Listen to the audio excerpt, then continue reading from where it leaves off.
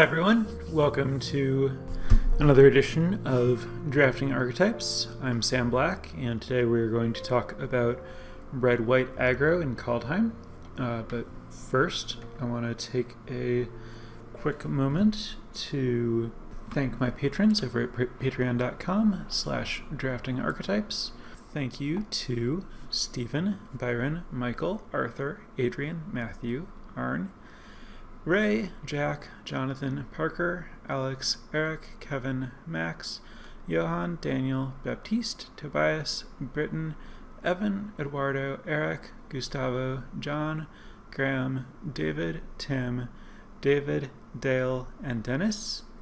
Appreciate all of the support. If anyone else is interested in supporting the podcast and getting some perks like all of my draft logs and decks on 17 lands and my show notes where I go over a spreadsheet and think through a bunch of things to figure out what to talk about in each episode, and voting on what topics I cover next, which I believe I'm going to start up for Kaldheim for the next show.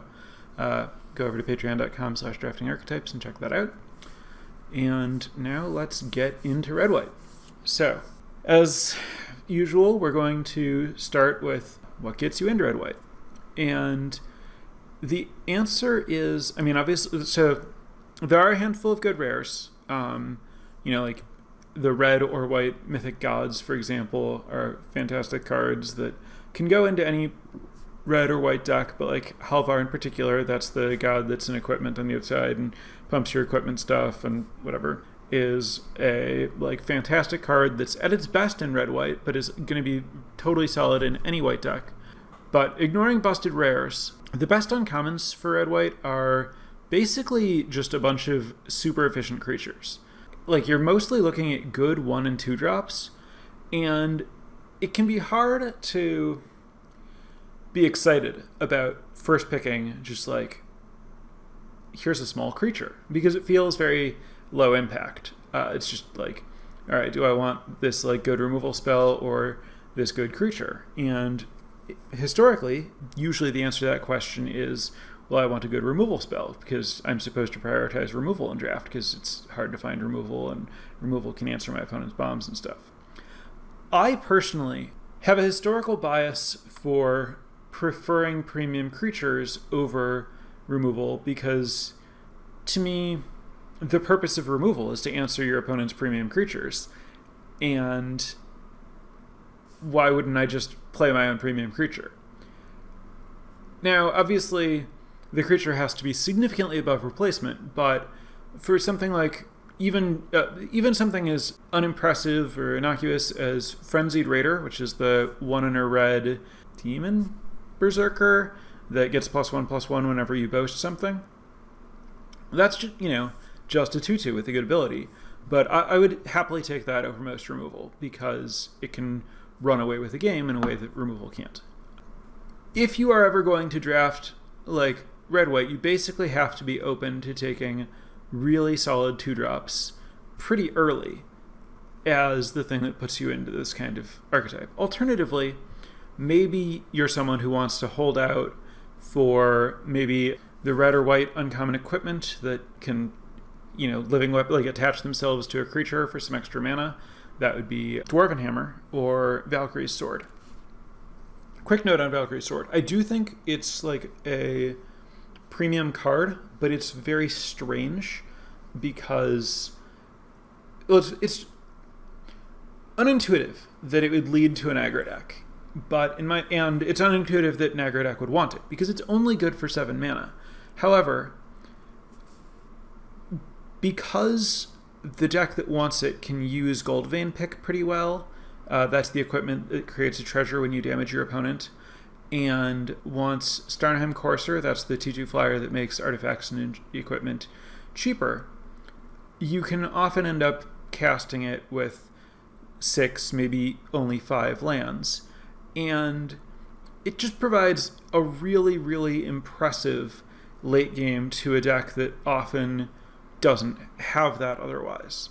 And so it's, in my experience, a significant overperformer in red-white. And another big thing that contributes to that is Axguard Armory, which is the land that enters the battlefield tapped land that you can sacrifice for red, white, 1 to search your library for an equipment and an aura and put them into your hand. And even though you're sacrificing a land to use that ability, it's still sometimes the case that, by the time you're trying to use that land, it's late in the game and you're kind of flooding out, and just being able to tutor for this like giant high impact threat is really nice.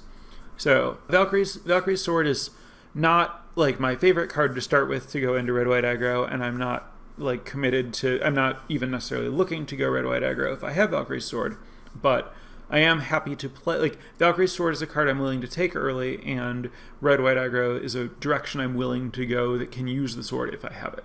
Whereas, on the other hand, Dwarven Hammer is a card I'm happy to take early, and is a card that is, I think, at its actual best in red-white aggro, because it's so good to be able to put a +3 power hammer on a flying creature and just, like, kill your opponent very quickly with that.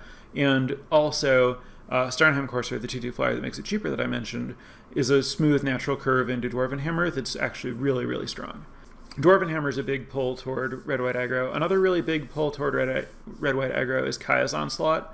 That's the foretell trick that gives +1/+1 and double strike, which is not quite a red-white gold card, so basically it's a card that wants to play with other tricks. It's always at its best when you use it to double the effectiveness of another trick, basically to create a lethal attack.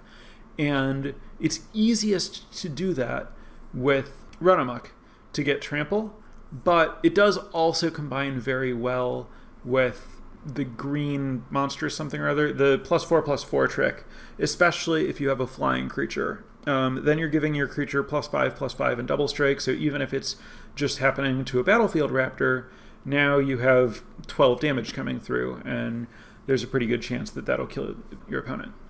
So Kaya's Onslaught's a very, very powerful card, something I'm willing to first pick.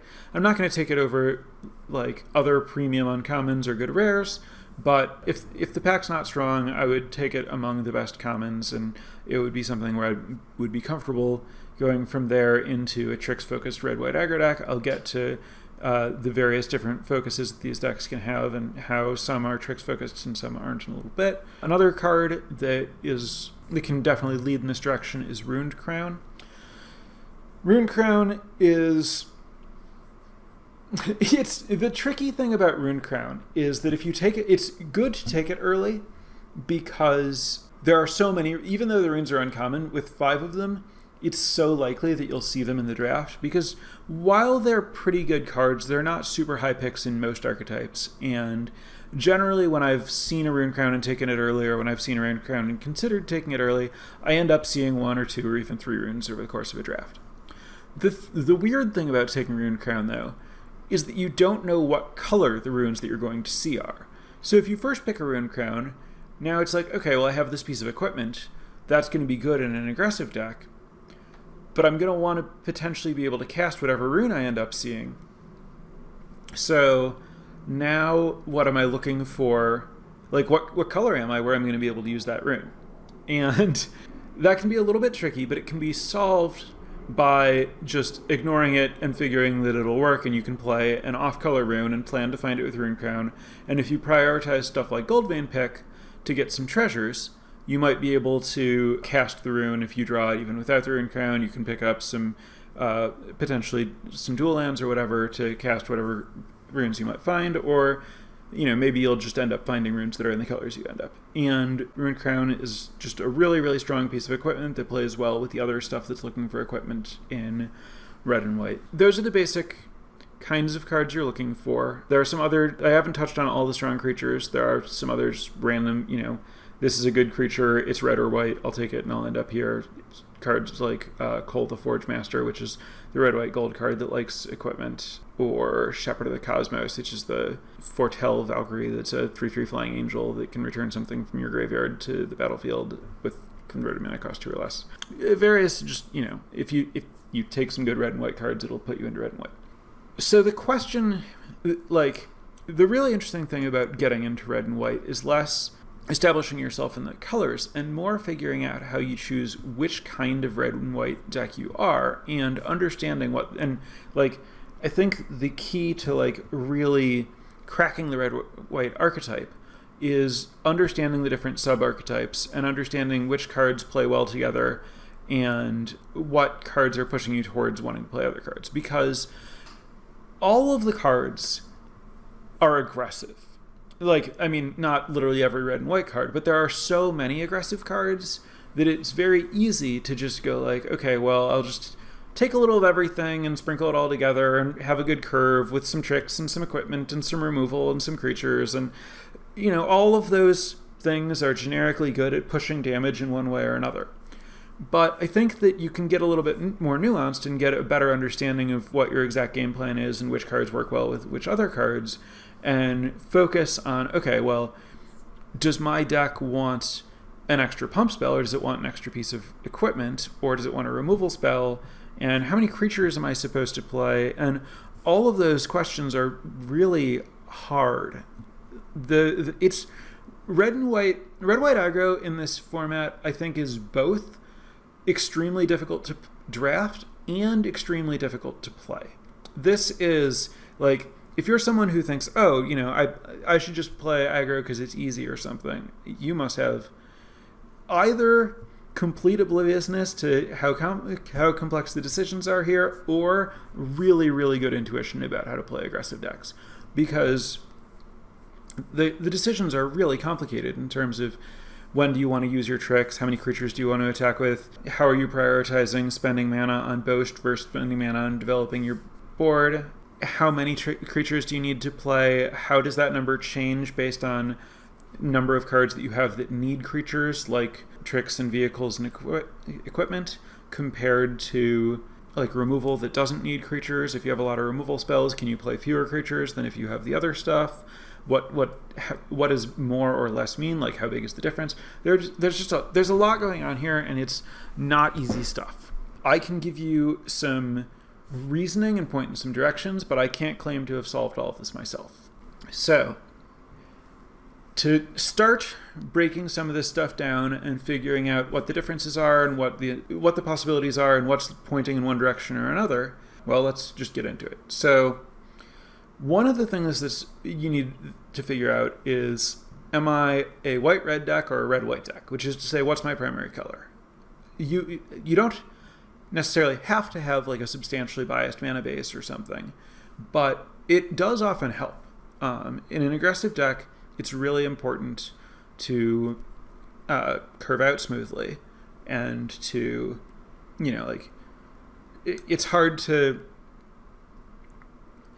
like bury your opponent in tempo if like you are stuck on 2 mana and you're like playing weaker cards in the early game than your opponent is as they play their 3 and 4 drops. So for one thing, that means you want to be careful about cutting lands, which this archetype is, compared to other low curve aggro decks, which this is going to end up being, this is actually a low curve aggro deck that forgives you for playing extra lands because you have mana sinks in the form of moving equipment around and using Boast and stuff like that. So you're probably not often going to be looking to be like a 15 land red-white aggro deck, unless you're very close to or actually mono red or white. But as your mana is a little bit more balanced and it gets a little bit more unstable, you want to make sure that your land count is high enough that you don't stumble at all. So to help not stumble and to help come out smoothly, it can help to be, oh, I'm white splash red or I'm red splash white. But more importantly than the mana is the different creatures and the different support cards that they want.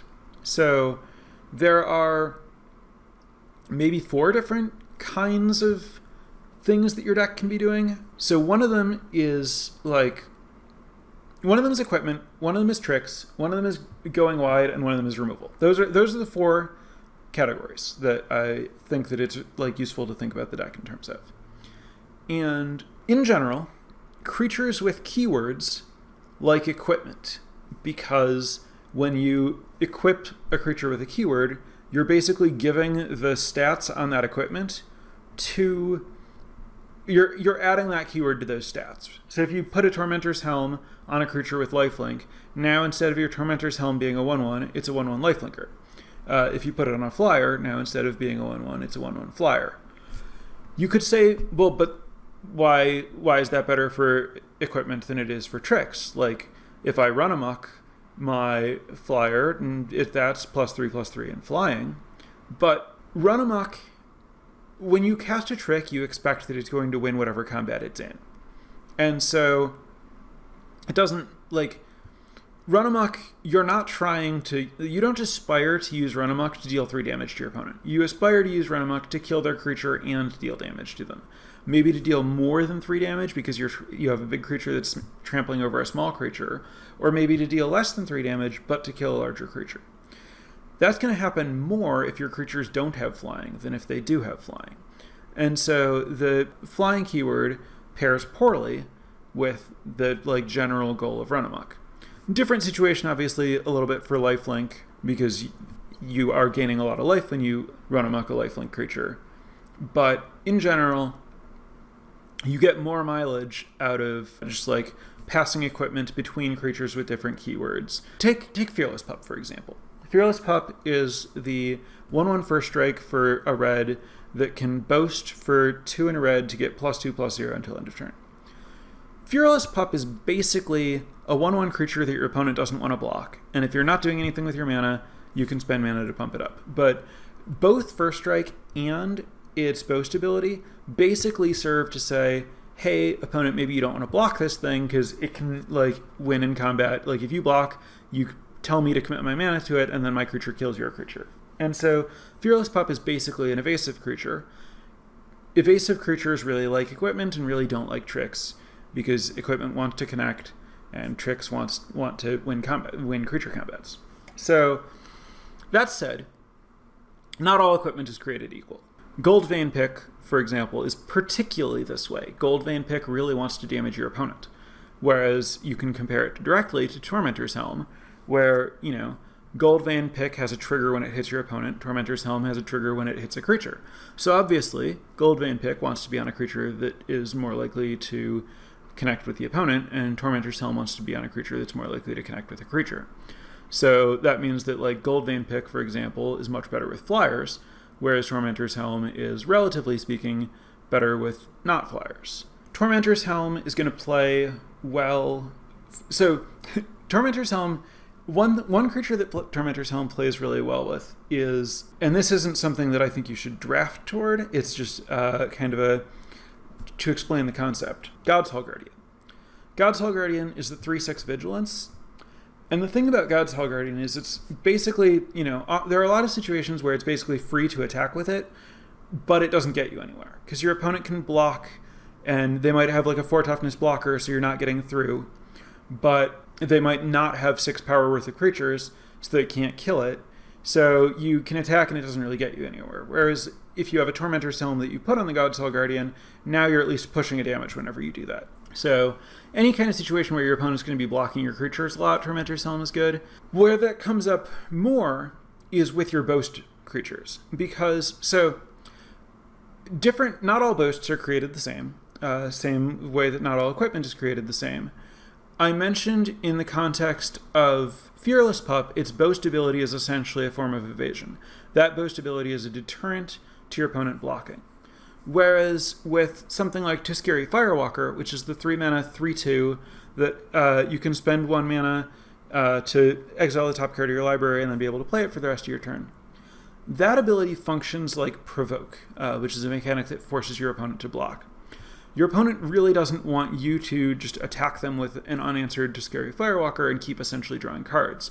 So when you attack with a Firewalker, your opponent is very incentivized to just block with whatever they have and trade them off or whatever, and make the hurting stop you from getting this chain of free cards. Which, that means that Tuskeri Firewalker is a card that encourages blocking, which means Tuskeri Firewalker plays much better with Tormentor's Helm than it plays with Gold Vein Pick. You want to pay, and then, obviously we can get into, the wings that give your creature flying, which is, just, silly to say, well, that's not very good with flying creatures. That one's actually good with creatures that your opponent wants to block, like the Firewalker. In general, there's this. So the white-red deck, as opposed to the red-white deck, is likely to have a lot of focus on flyers, with Battlefield Raptor and Starheim Courser and Stalwart Valkyrie, and then putting equipment that's good on them, like Goldvein Pick, onto those things. And then that can let you get a bunch of mana to cast Valkyrie's Sword or whatever. And your thing is basically, okay, well, I'm just going to like win in the air, and maybe I'm going to prioritize removal in this deck so that I can kill my opponent's things that can block flyers, and also maybe efficiently kill my opponent's creatures that are attacking me on the ground so that I'm winning the race. So, like, the flyer deck is going to prioritize both equipment and removal over tricks.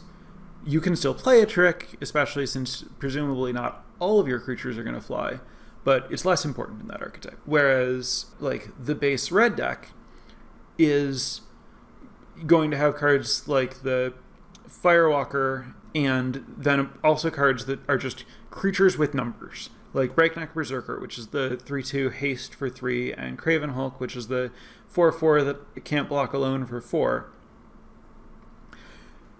Creatures with numbers are cards that are good at forcing your opponent to block, because they have big enough numbers they're aggressively enough statted that your opponent can't ignore them. And so if your opponent can't ignore them, they're going to have to block them. And if they have to block them, now maybe you'd like a trick so that blocking doesn't go well for your opponent. So in general, the bigger your creature is, the less it needs equipment, because the equipment provides, a lower portion of its power, and the creature, like, equipment's at its best when it's taking a creature that wasn't big enough to do something and letting it do something, like letting a small creature attack into your opponent's medium creature. Whereas if you have a creature that's already the biggest thing, then putting an equipment on it, okay, well, now maybe I'm pushing a little bit of extra damage, but I'm already in a spot where I'm pushing a lot of damage if I'm connecting. And now I've just, like, further invested into this, like, creature if my opponent uses a removal spell or something and kills my big creature. So the more your deck is based on maybe, like, using Axeguard Cavalry, which is the 2/2 that can tap to give haste, to a Craven Hulk, which is the 4 mana 4/4 that can't block well, the less you want equipment, because it's just such a small portion of the Craven Hulk size. Instead, you maybe want tricks in case your opponent has to, like, double block. Like, if you attack with a Craven Hulk and your opponent has to block with 2 things, if you have either a combat trick or a removal spell here, you usually get to, like, 2 for 1 your opponent, which is going to be a really good exchange. So when you have these creatures that are, like, just numbers, you want tricks and removal. Whereas when you have creatures that have ability words, or, well, keywords, you want equipment. Then the other direction is go wide. I'm a little skeptical of go wide, but only a little. There are a lot of cards that, like, support go wide. So cards that I've identified that specifically help a go wide strategy in some way. There's Clarion Spirit, which is the uncommon 2/2 in white that makes a 1/1 flyer when you cast your second spell each turn. Usher the Fallen is the 2/1 warrior that boasts for 2 mana to make a 1/1 warrior. Fearless Liberator is the 2/1 dwarf that boasts for 2 mana that boasts for 3 mana to make a 2/1 dwarf. Doomscar Titan is the Foretell 4/4 that gives all of your creatures +1/+0 and haste when you cast it for 5 mana off Foretell or 6 mana from your hand. Dwarven Reinforcements is 4 mana for 2/1 dwarves, or you can foretell it for 2 mana and then cast it for 2 mana. Basalt Ravager is the giant wizard 4/2 that does damage equal to the most common type among your types to any creature or player. Generally not a great fit in red-white because you're not going to have a lot of giants or wizards, which means that it's either going to be doing 1 damage by itself or looking for you to, it won't be contributing to the count. You're going to have like a lot of warriors or a lot of berserkers or a lot of humans or dwarves or whatever, and then count that. So it's going to be hard to use, but if you're going wide, it might work out for you. And then Battershield Warrior is the 3 mana 2/2 that boasts for 1 and a white to give your entire team +1/+1. Goldmaw Champion is the 2/3 that boasts for white and 1 to tap a creature. This card might not, this might seem a little out of place in the context of things that want you to go wide, because it doesn't make additional creatures, it doesn't explicitly reward you for having multiple creatures. But the reason that it is something that you want in a go wide deck is that it's an answer to your opponent's blockers that make it easier to attack with your whole team, that also is a creature itself. So it contributes to your going wide while making it harder for your opponent to get virtual card advantage is when you have a single creature that has defensive stats that can stop multiple of the opposing creatures from attacking. So if your opponent has a single big blocker and you have 3 small attackers, you might not be able to make that attack if you're not getting enough damage for it to be worth sacrificing your creature for you. But if you have removal or something like Goldmaw Champion that can tap the creature that's giving them that virtual card advantage, you remove that virtual card advantage from them, allow all your creatures to attack, and force them to, interact with your creatures on a 1-for-1 basis. And then finally, Warhorn Blast is the 5 mana, all your creatures get +2/+1 for Tell, and then it only costs 3 mana. So that's a decent package, and obviously if you're trying to use this package, you want to maximize your, have as many creatures as possible. You still want, a smattering of tricks and removal. You mostly don't want equipment. I mentioned when I was talking about elves, I think, this idea that equipment is good when you're trying to attack with a single creature at a time, and tricks are good when you're trying to attack with all of your creatures. So that virtual card advantage situation I was talking about, where your opponent has a big creature. A piece of equipment might let you attack one creature into that creature, and now you're pushing a little bit of damage every turn. But if you have a trick, you get to just, you have one big blocker, that's fine. I'll attack with all my creatures. Whichever one you block, I'll use my trick, I'll kill your big blocker, and now I'll push all the damage from all of my other creatures. So the more likely you are to be in that spot where you have a bunch of creatures that are potentially being held off by one thing, and an equipment wouldn't let all of them go through at once, the more likely you are to want a trick instead of removal, which is kind of weird to think about because equipment does want you to have a steady stream of creatures. But this is kind of the difference between a card like Dwarven Reinforcements that makes 2 creatures on the board up front, which is good for going wide, versus Beskir Shieldmate, which is the 1 and a white 2/1. When it dies, it gives you a 1/1. That doesn't play it doesn't play as well with going wide, but it does play really well with equipment because you don't have those cards together. You have them sequentially, which means that it plays well with, I put my equipment on the first one, I attack, force my opponent to trade off. Now I put the equipment on the second one, and now both sides of my Beskir Shieldmate had +1/+1 or whatever it was the equipment was doing. To recap, evasion pushes you toward equipment, and Beskir Shieldmate type stuff, creatures that replace themselves, any other kind of keyword abilities, or not keyword, any kinds of, you get it. Those things push you toward equipment, whereas going wide pushes you more towards tricks and removal, less toward equipment. Then there's going big, I guess, is kind of the other thing. That's where we're getting into the Craven Hulk type space. And that, again, is going to be, so going wide or going big, both of those, or going high. Going high in the air, going big with a single large creature, or going wide. All of those things want tricks and removal. But, no. Going high doesn't. Going high wants equipment. Going high wants equipment. Going big or going wide want removal. That discussion kind of works backwards in that you will often find out that you are a tricks deck or an equipment deck before you have your creature base. So that is to say, if you have a Chaos Onslaught early, you're going to be a tricks deck. So now you want creatures that play well with tricks. So because I'm starting with Chaos Onslaught and I'm looking for Runamucks, I don't also want to be prioritizing evasive creatures and creatures with keyword that want me to go a different direction. I want to be prioritizing creatures that are just good at pushing damage and good at attacking. So I'm looking for more of the red creatures in that kind of deck.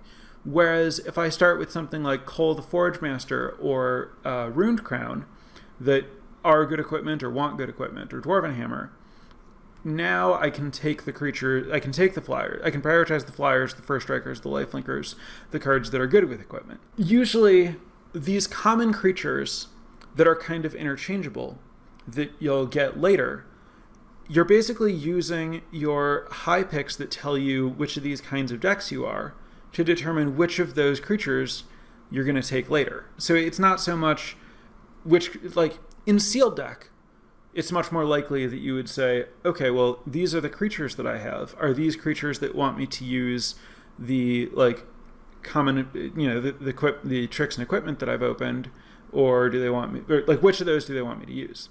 But in draft, what's going to happen is you're going to find some powerful cards that point you in one of the directions. And then you're going to want to choose creatures that maximize your ability to take advantage of that direction. You have to kind of like work backwards a little bit. Okay, Axgard Armory. Axgard Armory is the land that searches for an equipment or an aura that I referenced earlier. I don't think it's a card that you want to first pick or anything, because it does need you to have good auras and equipment to find. But it's a card that I think you can count on seeing pretty often when you're red-white later, and it's a remarkably powerful card. I personally significantly underestimated it before I played with it. The equipment that you can get is often a big deal. Like you can usually find a relatively high impact piece of equipment in red and white, and knowing that it exists, basically where I'm going with this is you really want to prioritize Bound in Gold exactly as kind of the most premium removal spell in red-white over all the red removal, because your Axgard Armory can find it. And that's actually like not a small thing. It's like when your land searches for both a threat and an answer, it's like the best divination. Like you're drawing two spells, and you're drawing spells that like one of them answers your opponent's thing and one of them threatens to kill them, so it's just always good. But you need to have a Bound in Gold for that to work. And so you want to, especially if you don't have any yet, you really want Bound in Gold to turn that on. And then also, as it happens, it's just a really good rate removal spell for what you're trying to do in red-white, like clear a blocker and attack. So I think Bound in Gold it's always the best white common, but it's, if we're pack 2 and I'm red-white and I see Bound in Gold and Demon Bolt and I don't have a Bound in Gold yet, I would probably take the Bound in Gold over the Demon Bolt just to enable an Axgard Armory later if I find one, because the cards are like going to be pretty similar for me in general, and that upside on Bound in Gold is significant. And there are not a lot of other good auras to find. Like if you don't have a Bound in Gold and you do have Axgard Armory, you might want to put the +1/+1, and when this thing dies I get a 1/1 flyer. I think that's like the only other common aura that you can find in those colors. And then there's the uncommon +2/+2 aura in white, which is pretty good if you have a bunch of flyers. And then there are the runes that you can potentially find. I should mention the runes. I think that both the red and white runes are pretty high picks, and if you have them, they really, really push you toward wanting equipment, because really just both of them. Like, it's not hard for your opponent to... It's much easier to answer a creature than it is to answer an equipment. There's both more just like actual removal spells that do it, plus just combat. Combat's a really good way to answer a creature, but not a great way to answer a piece of equipment. One of your creatures every single turn having lifelink is a much bigger deal than a single creature once having lifelink. And putting a rune on a creature to give it haste is almost never going to matter. Putting a rune on a Tormentor's Helm so that every creature you play has haste and a Tormentor's Helm once you have some one free mana, that's a really big deal. Now your opponent knows, always has to leave an extra blocker back and stuff. If the runes are good, but they push you toward wanting equipment, which is fine because the equipment plays well in red-white anyway.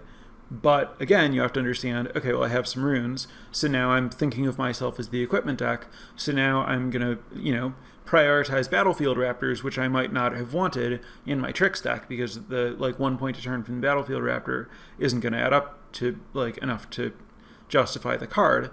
Whereas, well, if I'm putting a piece of equipment on to make it hit for more than one and maybe give me a treasure or whatever, well, now this is a pretty good card. Yeah, that was some more about getting into equipment and using armory. I covered go wide. All right, let's try to get into unpacking boast. I talked some about how, there are a lot of different kinds of boasts, like Fearless Pup discourages blocking, whereas Tiskiri Firewalker encourages blocking. Goldmaw Champion disables blocking, which is just a whole different thing. And so, for the most part, I've already talked about how some of the cards are better when your opponent's going to be blocking, and some of them are going to be worse when your opponent is blocking, which means it's not simple in terms of so basically you want to figure out, do the boast abilities that I have, are they provoke or are they evasion? Do they lead to more combat or less combat? And then build your cards around with an understanding about what that means is going to happen. But sometimes it's confusing. Axguard Braggart is the boast that gives it +1/+1 and untaps it. That permanently increases the size of your creature, which means that it can get out of hand. It's generating a permanent resource, which your opponent wants to stop from getting out of hand, potentially by blocking and killing it. But it's also discouraging blocking because it's threatening a pump effect. And, you might not actually want to spend the mana on it, but your opponent has to treat it, for the purpose of lining up their blocks, as a larger creature than it is. And that's a very similar situation to the pup, where I talked about that being evasion. So in that case, it's just confusing. Is this an incentive or a deterrent to blocking? It's contextual and hard to say. At the end of the day, I think you may be treated as neutral and think of it roughly like a Graven Hulk, but you might have reason to believe that it leans more one way or another than I do at this point, and you might be like, Sam, you're being ridiculous. This is something that clearly makes your opponent X, and I'm going to treat it as a card that encourages X. The other thing about Boast is it's more, I'm not sure that the terminology that I use won't get confused with other Magic terminology, but I'm going to say more parasitic than synergistic, and I'm not sure that those are the best words to use to explain the point, but what I'm getting at is that for the most part, less is more with Boast, in that Boast is limited by the amount of mana you have, and so you often can't use every Boast ability. And so, the first Boast ability you have gives you a mana sink. The third Boast ability you have gives you options, but you can't take advantage of all of them because you don't have enough mana. One thing that means is the first Boast creature you attack with each turn has the most... you have diminishing returns for additional Boast attackers, which means that your priority when you have creatures with Boast, you want to be able to attack with at least one of them each turn.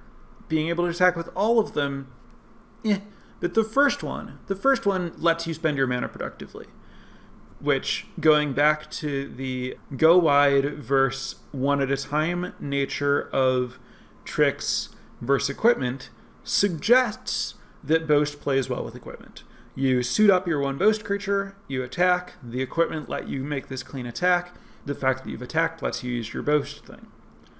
But that whole idea is competing with the other situation about whether you're encouraging blocks or whether you're encouraging evasion, and are we talking about a cheap Boast ability or an expensive Boast ability, and all the details matter, and there's not a really simple rule about, Boast means this, which it leads to a lot of confusion when, for example, you start a draft with Frenzied Raider and you're like, okay, cool, I want Boast creatures. That gives me a pretty clean direction. Okay, so now do I want tricks or equipment? I don't know. It depends on which Boast creatures I end up seeing. And okay, well, I'm looking for Boast creatures. That's cool. All right, so I want a lot of creatures with Boast.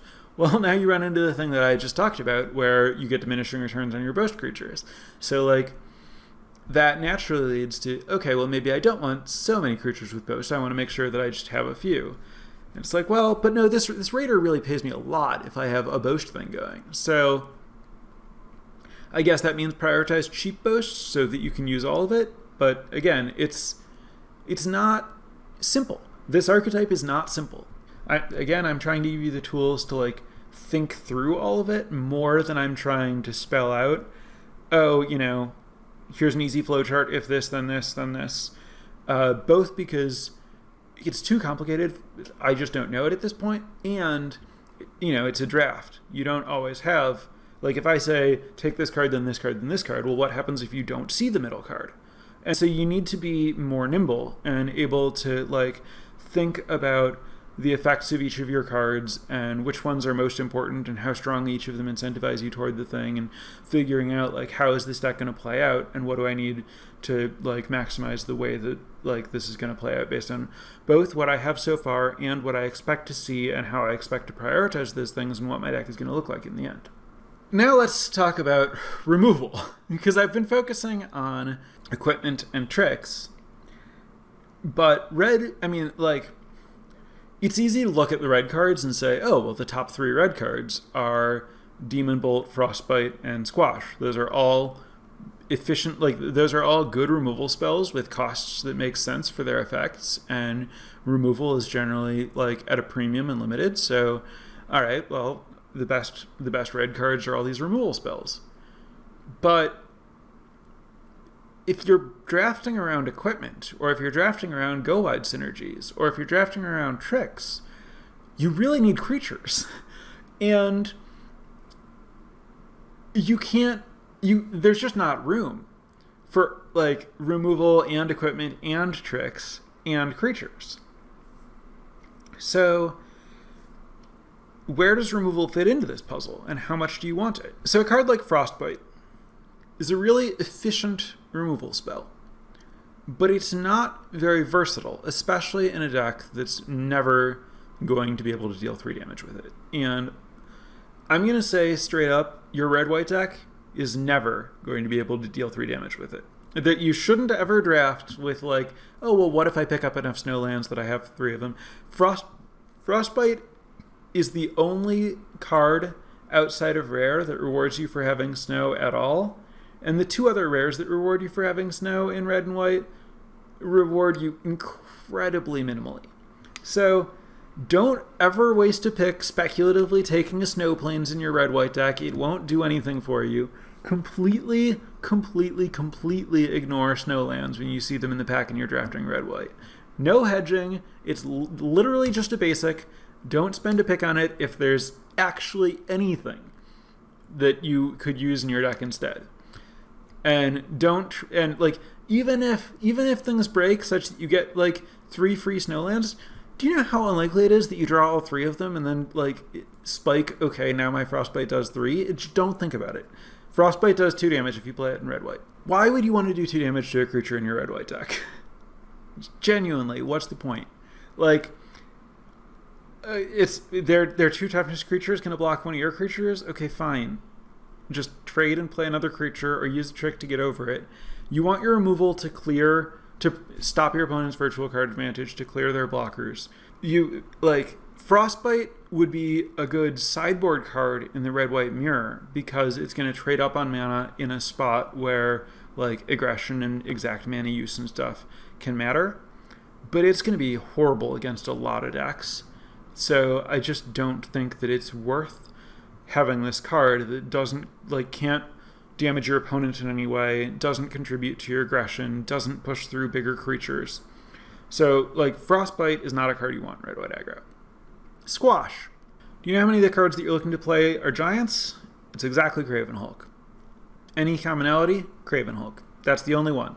Maybe you can find some deck that wants to play the, Bloodline Pretender or something, but okay.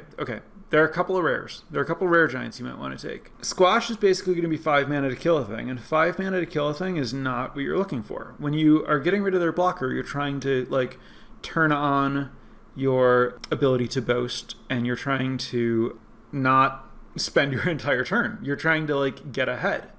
So Squash is also just not what you're looking for. All right, great. 2 removal spells out of the way. While we're at it, Iron Verdict, the deal 5 to a tapped creature, great white removal spell in a control deck. Again, don't even think about putting it in your red-white aggro deck.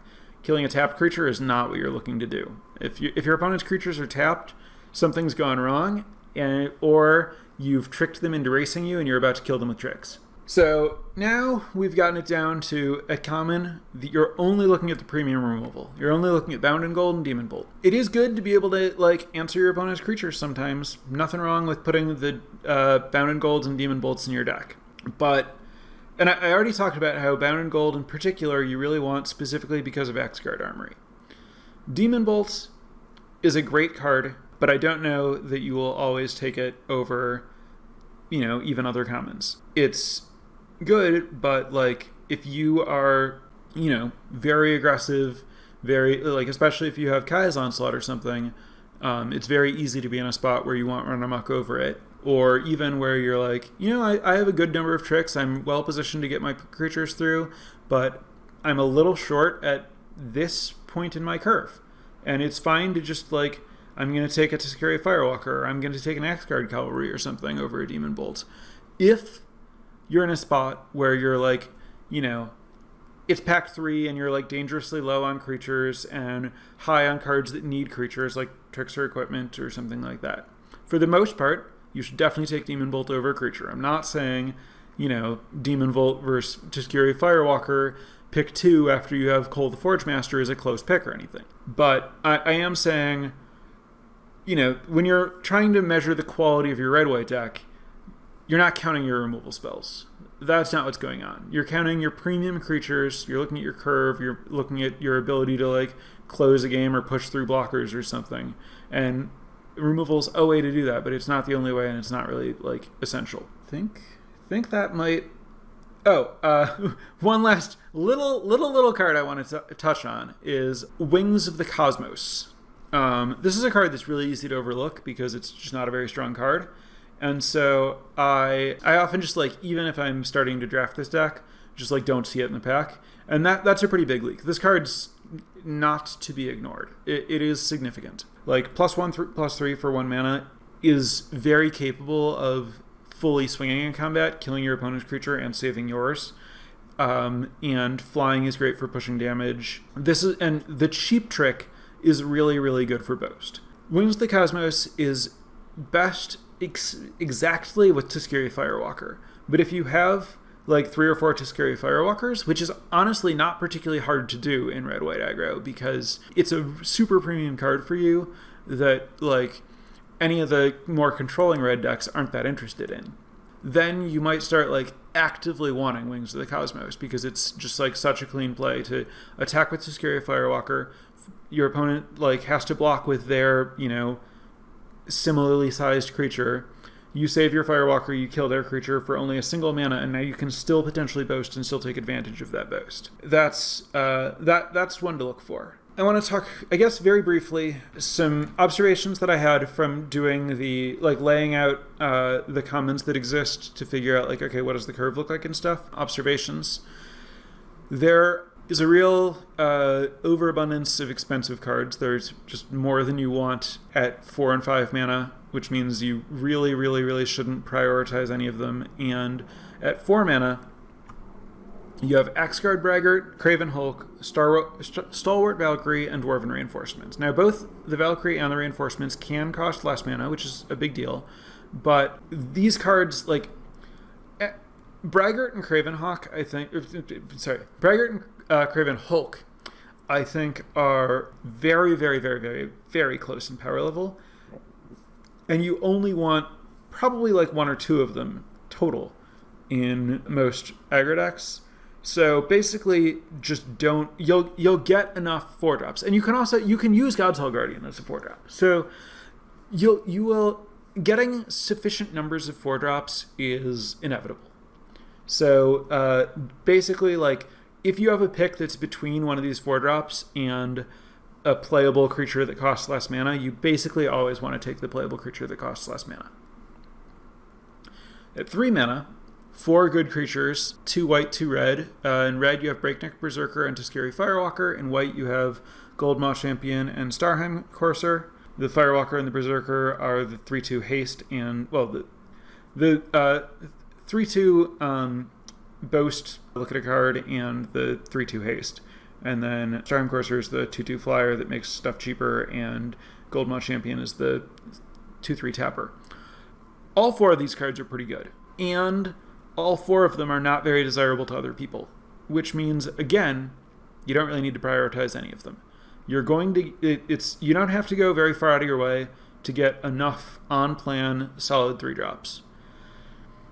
Now, 2-drops, there are a few bad ones, like the 1/3 that can make treasures or the 2/1 Rummager, but the ones that you actually want are Axguard Cavalry, which is the 2/2 that can tap to give something haste, Story Seeker, which is the 2/2 lifelink, and Baskier Shieldmate, which is the 2/1 that makes a 1/1 when it dies.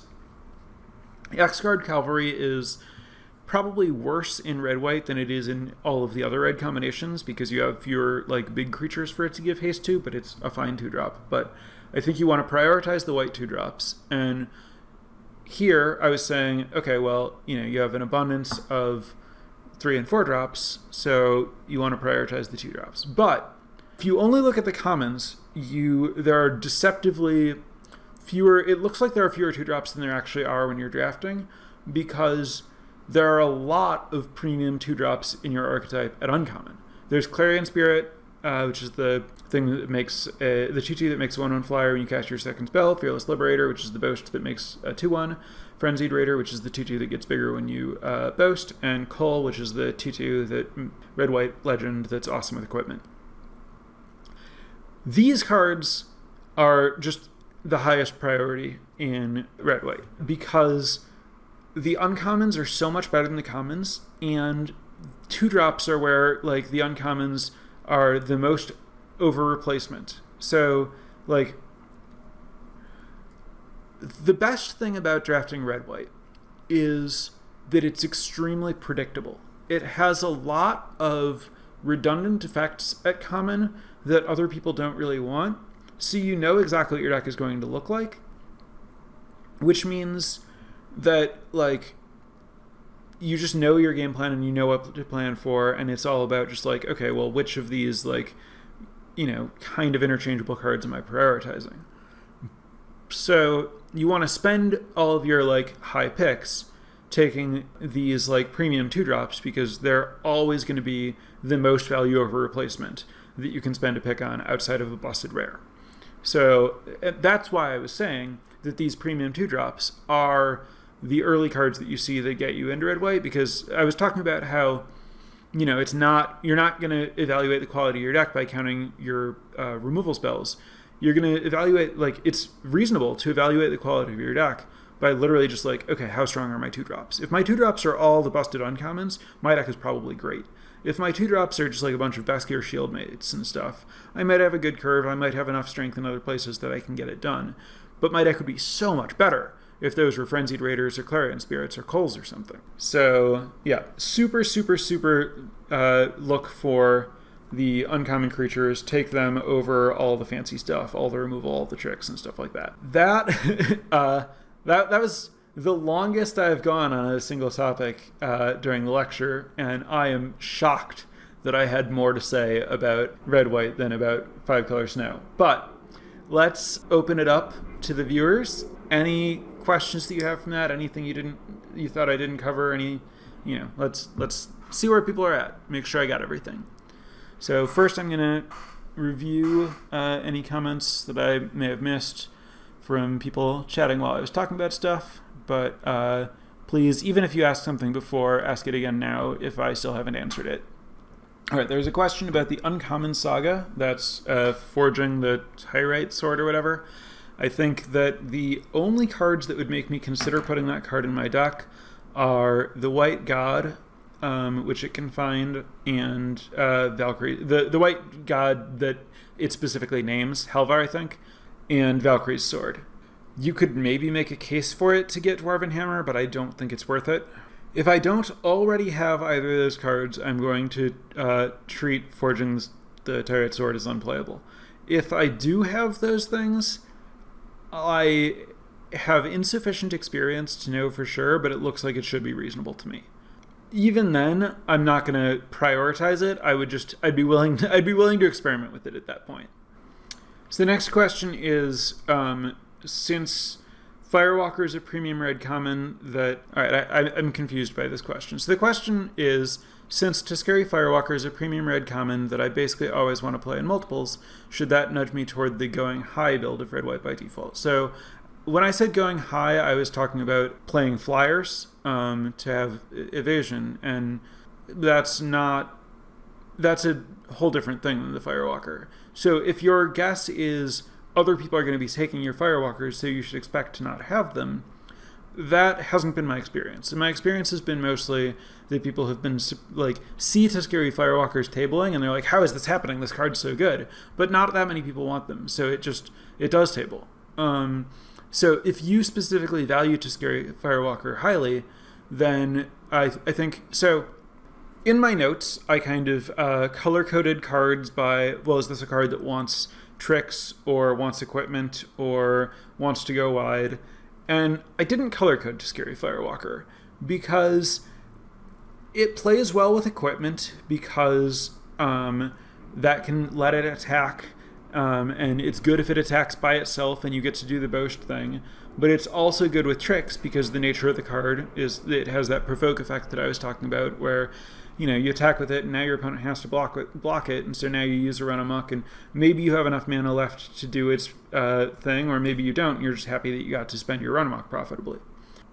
But it's also really good with removal, and it's also good at going wide because it helps, like, going wide is a deck that needs like a critical mass of cards, and it just helps you get more cards. So like Firewalker is just generically good in all the different things. And so I think that just like on balance, it doesn't push very strongly in any direction.